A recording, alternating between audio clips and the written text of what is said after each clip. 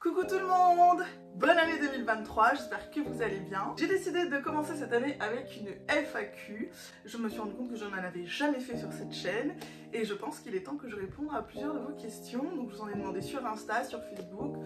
Certains d'entre vous m'envoient régulièrement des questions en DM sur YouTube ou sur Insta. Donc j'ai un petit peu compilé tout ça et je vais essayer de répondre à toutes ces questions aujourd'hui. L'ambiance va être plutôt cool. Vous allez certainement voir mes chats, voilà, zappez là, passer sur le bureau parce que j'ai changé un peu le cadrage. J'ai décidé de faire une petite vidéo un peu chill. Donc ça c'est mon bureau. Vous voyez qu'on est encore un peu en mood automne, Noël. Il reste toujours mes illustrations de Kira Imai. Donc vous voyez, c'est le début de l'année, on commence, tout est encore un peu brouillon, mais j'ai des projets concrets pour la chaîne, donc je vais vous parler de tout ça aujourd'hui. J'ai divisé cette vidéo en plusieurs petites parties, donc il y a la partie qui parle spécifiquement de la chaîne. Donc on va parler un peu du renouveau de cette chaîne, qu'est-ce que j'ai prévu cette année, est-ce qu'il va y avoir plus de vidéos, parce que soyons objectifs, je ne l'ai pas posté très régulièrement ces 2-3 dernières années, je vais vous expliquer un petit peu pourquoi. Donc j'ai un vrai projet pour 2023 et j'espère que je vais y arriver. Première question, la plus simple, pourquoi les vidéos se sont-elles fait si rares sur ma chaîne ces 3 dernières années? C'est assez simple, j'avais beaucoup de choses dans ma vie privée et j'avais très peu de temps à consacrer à YouTube. Il s'est passé beaucoup de choses depuis 2020, ma vie a pas mal évolué et faut être honnête, j'avais pas du tout le temps. J'ai d'abord dû faire face au deuil d'une amitié qui m'a fait beaucoup de peine. Donc j'ai perdu quelqu'un que j'aimais énormément depuis l'enfance. Nos chemins se sont séparés, mais il a fallu un peu digérer tout ça. Ça n'a pas été évident. Ça s'est pas forcément fait dans la paix et l'amour. J'ai dû dealer ça et pendant quelques temps, j'avais pas trop envie d'exposer ma vie sur les réseaux. Heureusement, il s'est passé aussi des choses très cool dans ma vie. Je me suis mariée. Ça a été vraiment un très beau moment. On a été futés, on s'est mariés juste avant le Covid. On avait prévu de faire une grosse stuff en été avec les copains. Grosse stuff qui se fera ou ne se fera peut-être jamais. Donc on a juste passé à la mairie et qu'est-ce que j'ai bien fait d'avoir acheté une belle robe de princesse pour la mairie. Comme ça, j'ai de belles photos et je n'ai pas de regrets. C'est mon chéri qui m'avait encouragée d'ailleurs en me disant c'est pas parce que c'est la mairie qu'il faut pas se faire belle. Et il avait bien fait parce que comme quoi on sait jamais ce que l'avenir nous réserve. Donc je me suis mariée et un an après j'ai eu une petite fille. Donc vous voyez une vie perso bien chargée, bien remplie en vie de famille quoi.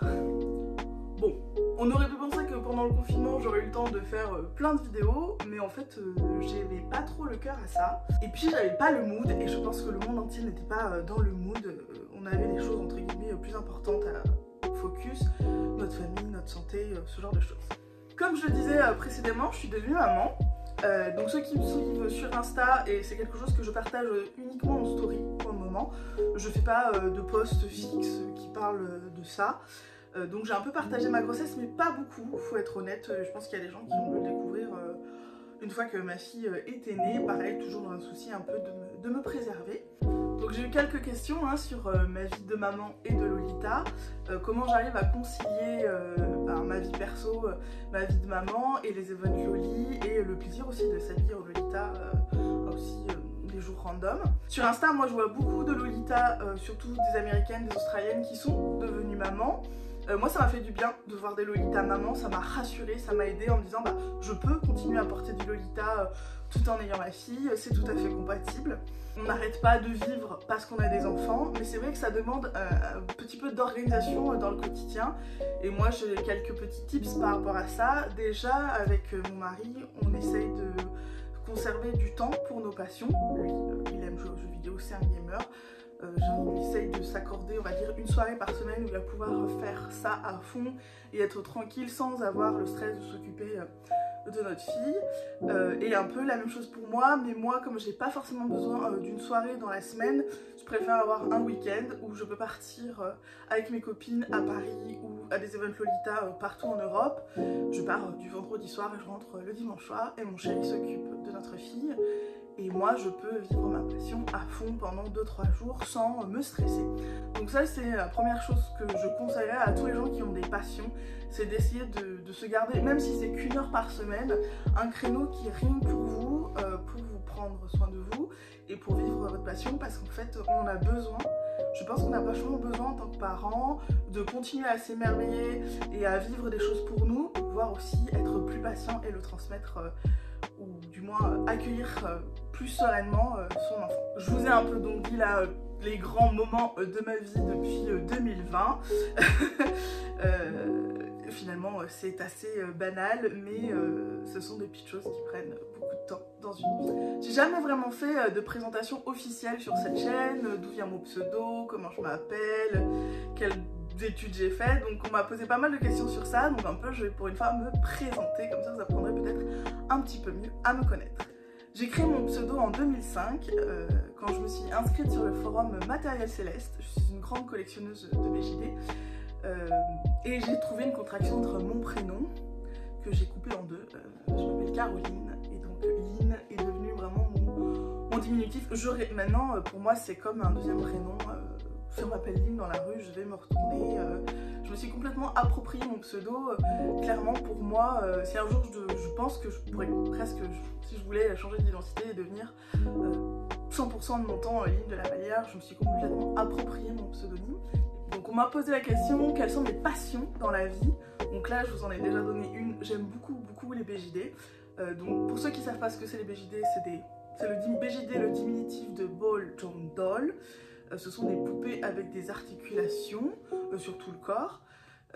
Elles sont originaires d'un peu partout. J'ai fait une conférence là-dessus, si jamais ça vous intéresse, je pourrais en faire une vidéo.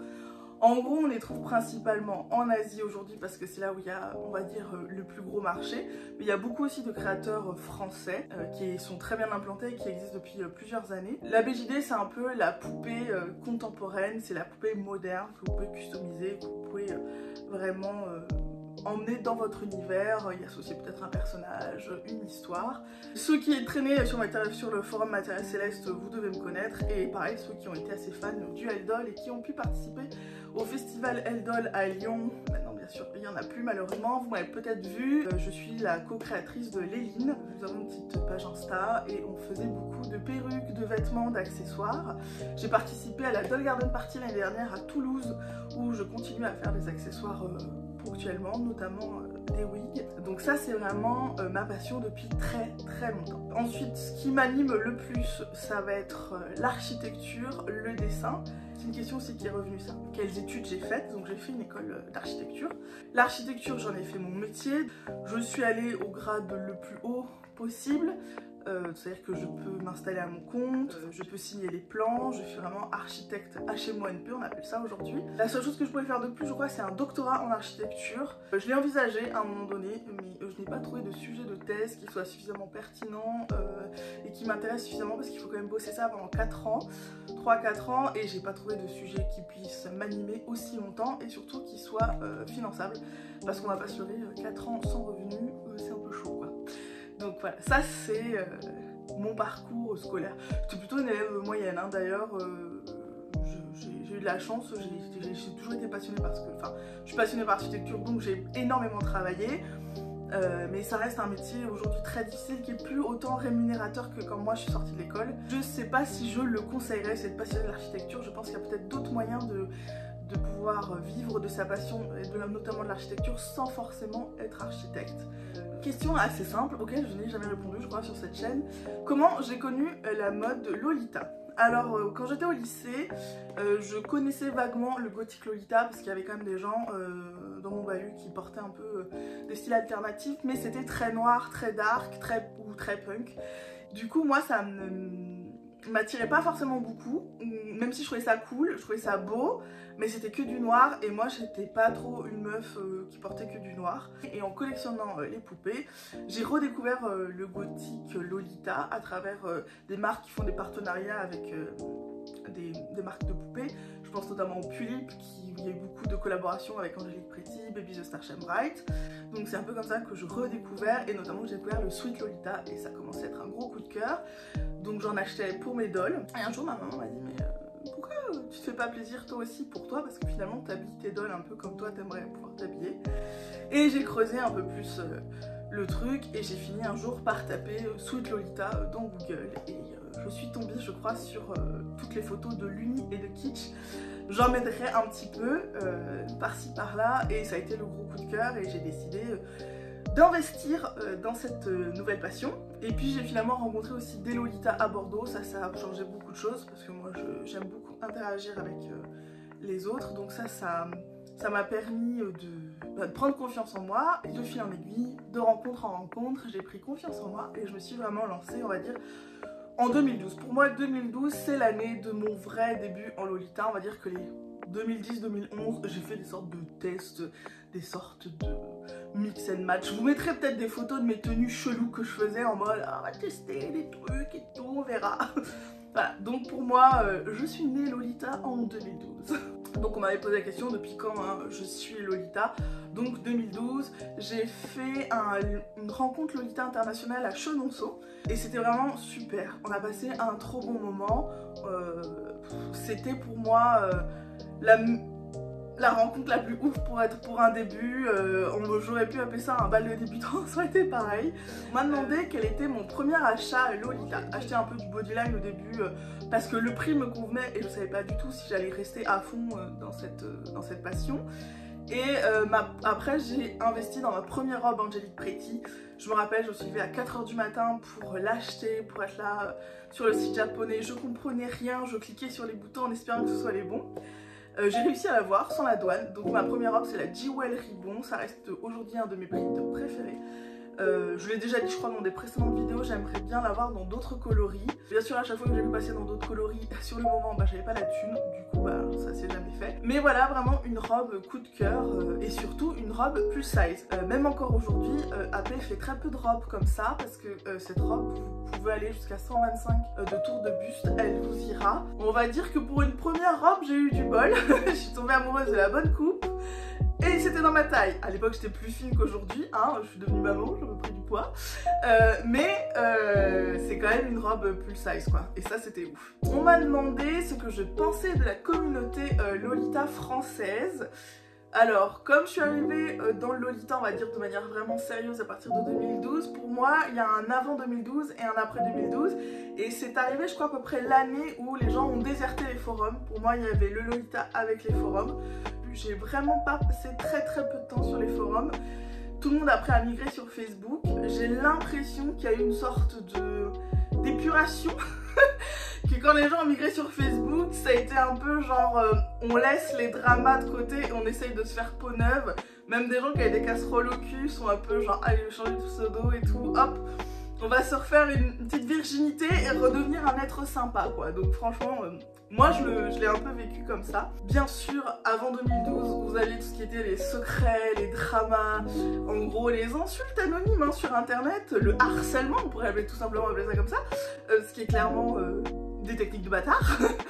Si vous n'aimez pas quelqu'un, sa gueule, son look, c'est votre problème, vous n'êtes pas obligé d'aller cracher votre venin à la gueule des gens.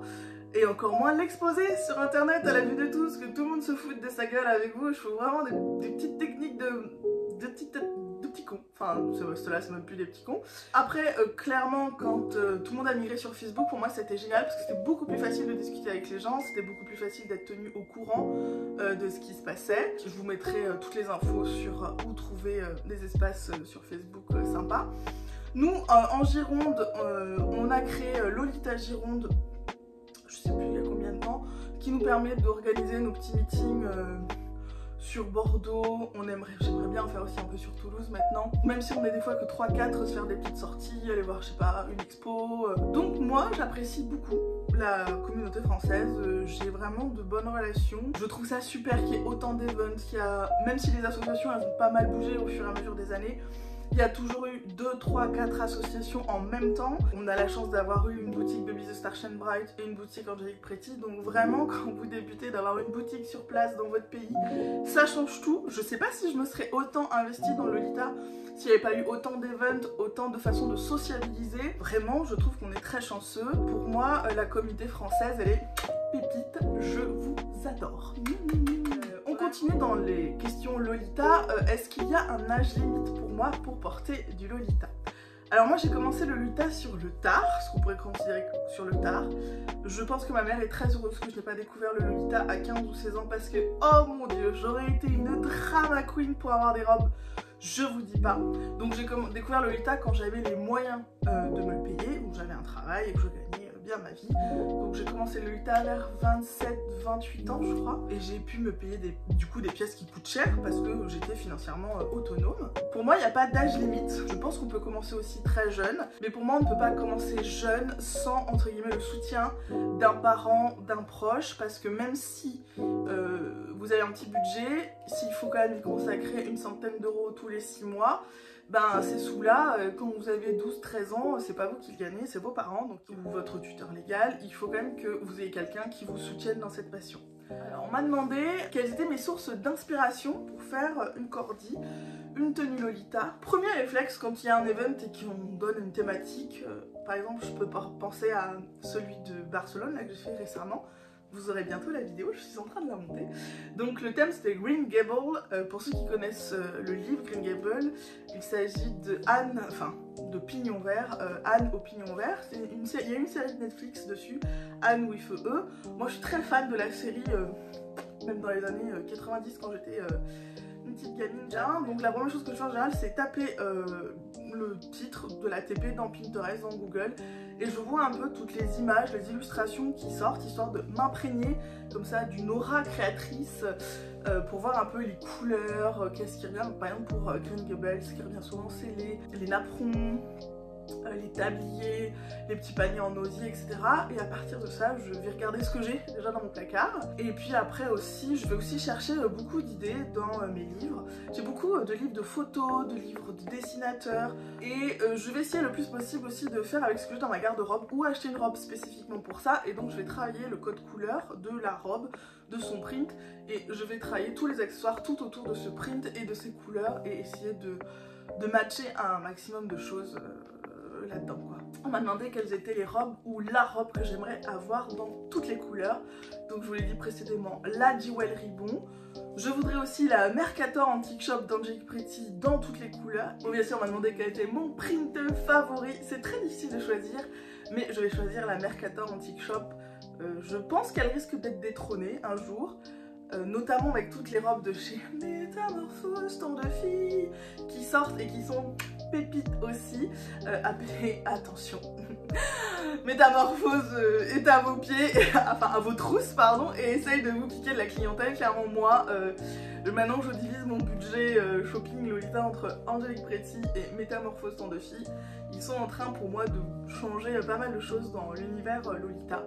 Donc pour le moment ce serait ma robe préférée, la Mercator Antique Shop de chez AP. Mais ça fait quand même très longtemps que c'est ma robe préférée et je ne sais pas si elle le restera indéfiniment. Cette question je l'adore. Et je vous jure j'ai beaucoup réfléchi pour y répondre parce que j'aimerais vraiment que ça se réalise. On m'a demandé quel était l'event parfait pour moi. Alors attention, j'ai bûché sur cette question. J'ai pensé à tout. Parce que j'ai vraiment mon event parfait dans ma tête. Alors déjà, le lieu. Il faut que le lieu il soit grandiose. Moi, ce que j'aime le plus dans le Lolita, et depuis le tout début, c'est de pouvoir voyager partout en Europe, même en France, visiter des lieux incroyables, dans des conditions de rêve, c'est-à-dire que vous êtes bien sapé, tout le monde est bien sapé, quelqu'un s'est occupé de gérer tout ce qui était la nourriture, le thé, enfin la déco, et ça pour moi c'est un plaisir d'arriver et de profiter quoi. Donc déjà le lieu, ce serait le Ritz. J'ai un coup de cœur pour cet endroit, vous n'avez pas idée. Quand AP a fait la TP au Ritz il y a maintenant je crois 4 ou 5 ans, mon cœur, je suis tombée amoureuse de ce bâtiment. Je connaissais un peu son histoire, je le connaissais avant sa rénovation. Et là, depuis qu'il a été rénové, pour moi, c'est le plus beau hôtel de Paris. Et pourtant, il y en a qui sont très très beaux, il y en a qui sont plus beaux, qui sont plus grands, qui sont mieux foutus. Mais pour moi, le Ritz, c'est l'endroit le plus magnifique au monde. Donc déjà, ce serait au Ritz, c'est sûr. Alors j'ai dit le Ritz, à Noël, parce que finalement il y a très peu de TP à Noël, parce qu'en général on est en vacances et on va dans nos familles, donc avec une ambiance de Noël, ça franchement j'adorerais. Je voudrais un atelier créatif, je voudrais qu'on puisse faire du craft, qu'on puisse faire des trucs cool pendant la TP, clairement ça me plairait beaucoup, je sais pas, crafter des bijoux, crafter un accessoire Lolita, parce que c'est des choses que j'adore faire. Bien sûr tea time, sucré et salé, ça c'est très important, des aussi beaux à regarder qu'à manger, ça obligé. Hein, genre des trucs comme parce qu'au Japon on se fait avoir quand on est allé au Japon, des fois t'as des trucs trop beaux ça goûte à rien, dégueulasse, enfin c'est pas dégueulasse mais ça a goût à fade et à contrario des fois vous avez des trucs c'est pas top et c'est délicieux. Donc le challenge ce serait de faire aussi beau que bon. Qu'est-ce que je voudrais aussi dans cet événement? Je voudrais bien sûr un défilé, mais je voudrais aussi comme on fait un peu finalement pour le cosplay, un défilé des gens qui ont envie de défiler dans leur plus belle tenue ou qui ont pimpé des accessoires de ouf et qu'on puisse voir finalement aussi des participants qui ont fait un effort spectaculaire pour l'occasion. Quand vous allez aux events, vous voyez des filles qui ont des tenues assez simples, assez confortables, très belles mais assez simples, et des fois vous avez des gens qui ont fait des tenues extraordinaires, des accessoires de fou. J'aimerais qu'il y ait un défilé des participants, pourquoi pas même qu'ils portent des accessoires plus ouf, peut-être qu'ils choisissent une musique pour se présenter et qui nous expliquent leur tenue vraiment comme finalement les cosplayers le font pendant les festivals quoi. Vous l'avez compris, donc mon event idéal au Ritz, des bonnes choses à manger, de belles choses à manger, des gens sapés mais ouf, voilà, en mode badass de l'extrême, et surtout qu'on ait le temps de voir tout ce beau travail et qu'on crafte des trucs et qu'on se marre bien. Et on pourrait même ajouter finir avec un bal dansant, parce que ça j'ai hâte qu'un jour on puisse faire à ce type d'event, un event où on mange et on danse, parce que vraiment les afters après les gros events Lolita c'est aussi des super bons moments où on se lâche, on danse, on boit, et ça c'est pareil des moments magiques. Alors on m'a posé une question, on m'a proposé un sujet de vidéo et je vais répondre avec un grand oui si je comptais faire une vidéo sur la grossophobie notamment dans le Lolita et puis pourquoi pas un peu aussi dans la vie de tous les jours. Donc oui, je ferai clairement une vidéo sur la grossophobie, j'ai déjà plusieurs Lolita avec qui j'envisage de faire ça. Je pense que c'est un sujet de société intéressant, je pense que c'est un sujet de société qui touche particulièrement le Lolita en sachant qu'il y a très peu de marques inclusives, enfin il y avait très peu de marques inclusives. Franchement aujourd'hui il y a vraiment beaucoup de marques inclusives et je vais continuer à faire des vidéos dans ce sens pour vous donner des tips pour trouver votre taille, que vous soyez d'ailleurs très grosse ou au contraire très fine, parce qu'on va pas se leurrer, il y a on va dire un seul type de morphologie qui est parfaitement pensé pour le Lolita tout le monde, c'est-à-dire faire à peu près 1m60, 1m65 grand max, avoir une petite poitrine, de petites épaules, et voilà quoi, c'est un peu on va dire le modèle type parfait de la Lolita qui prédominait pendant des années, mais aujourd'hui il y a moyen de faire beaucoup plus de choses intéressantes, que vous soyez très mince ou au contraire très grosse. Donc attendez-vous sur cette chaîne à toujours avoir des vidéos là-dessus. Il y en a une qui est tournée sur les modifications de robes, parce que maintenant j'en ai testé plein de façons de modifier les robes. Donc cette vidéo est tournée, je suis en train de la monter, elle va arriver, c'est promis. Et avec plein d'exemples donc de robes de ma garde-robe que j'ai modifiées, et franchement ça ne se voit pas. Une question aussi qui est revenue souvent, c'est qu'est-ce que m'a apporté le Lolita?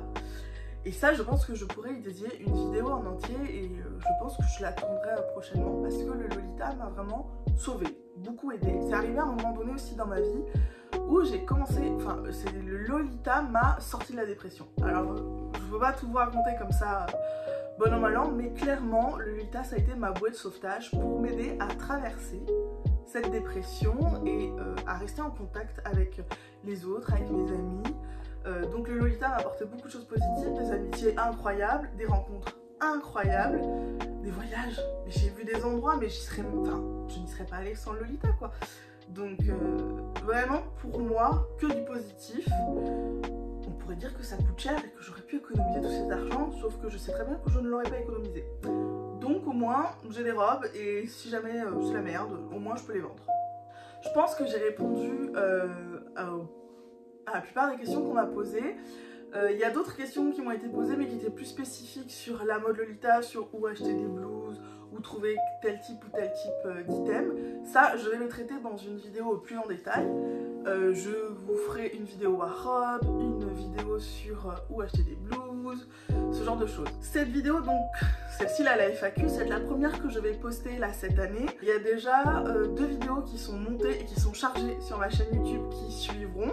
Donc vous aurez une vidéo sur la Tea Party à Rome qui a lieu juste avant le Covid, donc ça date, mais vraiment c'était un lieu extraordinaire, des gens extraordinaires et mon Dieu que Rome, qu'est-ce que c'est beau. Aussi des vidéos avec Joël, une interview d'elle, une vidéo avec elle où je parle notamment des modifications de robe. Il y a aussi une vidéo sur le Modern Dollfest qui s'est tenu à Nancy fin août, là en 2022. Une vidéo sur Barcelone, sur Green Gables, où j'étais vendeuse pour la marque Fluffitory, donc je voulais faire un petit retour d'expérience sur ça et vous parler et vous montrer comme c'était beau, ça pareil. Et j'avais d'autres petites vidéos dans les cartons, notamment des vidéos sur le Japon. À savoir que je pars au Japon au mois de mars, donc bien sûr vous aurez des vlogs, des bons plans sur le Japon pour ceux qui ont la chance de pouvoir y aller. Je vous ferai les vlogs de mon voyage au Japon en 2019 et dès que j'arrive au Japon finalement je vous referai un peu une suite de qu'est-ce qui a changé au Japon par rapport à avant le Covid et tous les bons plans pour trouver du Lolita au Japon. Alors quand je dis Japon, on va dire que c'est Tokyo et ses environs, Tokyo, Yokohama, Kamakura, enfin vraiment autour de Tokyo. J'en profite pour remercier toutes les copines sur Insta qui m'ont posé plein de questions. Je vous mettrai dans la liste des remerciements. Merci à tous ceux qui ne sont pas forcément abonnés, qui m'ont aussi posé des questions. Je remercie les 80 personnes qui ont continué à s'abonner à cette chaîne avec le peu de choses que je mets dessus. À chaque fois je voyais que j'avais un nouvel abonné, j'étais là, what, mais c'est génial. Parce que YouTube m'envoie tous les mois un petit récap de l'évolution de la chaîne, et là j'ai eu le récap de 2022, il y a quand même 80 personnes qui se sont abonnées, donc on est proche des 1000, donc franchement si on atteignait les 1000 abonnés ça me ferait mais trop plaisir. Donc abonnez-vous, diffusez cette vidéo si elle vous a plu ou d'autres que vous avez vues qui vous auraient plu. On va dire que pour 2023 l'objectif est de vous sortir une vidéo par semaine, ou presque, ça va être ça mon slogan, une vidéo par semaine ou presque, ou pas. Mais vraiment de relancer la machine parce que moi ça me manque, déjà ça me manque, donc je le fais aussi surtout pour ça parce que ça me manque, que j'adore avoir des conversations avec vous sur Insta et finalement il y a beaucoup de choses que j'échange avec vous, j'aimerais maintenant échanger sur YouTube comme ça peut aider et toucher plus de gens. Et puis j'ai assez en théorie d'idées de vidéos et de vidéos dans mon placard pour vous animer je pense toute une année avec vous. Donnez-moi vos ressentis, qu'est-ce que vous aimeriez pour l'année 2023, qu'est-ce qui vous motive pour cette année, qu'est-ce qui vous rend heureux. J'espère que cette vidéo vous aura plu. Peut-être on refera une FAQ en fin d'année pour voir qu'est-ce qui a changé, s'il y a des choses qui ont changé dans ce que je vous ai dit aujourd'hui. Je vous fais des gros bisous. Et on va travailler le décor, hein, parce que là c'est quand même... c'est pas top, c'est pas très organisé. On va faire mieux au fur et à mesure des vidéos et probablement je vous filmerai d'autres petits coins de mon petit appartement. J'espère que ça vous aura plu. Ça me fait trop plaisir de vous retrouver, vous pouvez pas savoir en fait, ça m'avait grave manqué. Je vous fais des gros bisous. Je vais monter cette vidéo demain et je vous la poste, je l'espère, ce dimanche. Nous sommes mercredi, j'espère la poster le dimanche et pouvoir après vous mettre la suite. Bye bye. Ciao.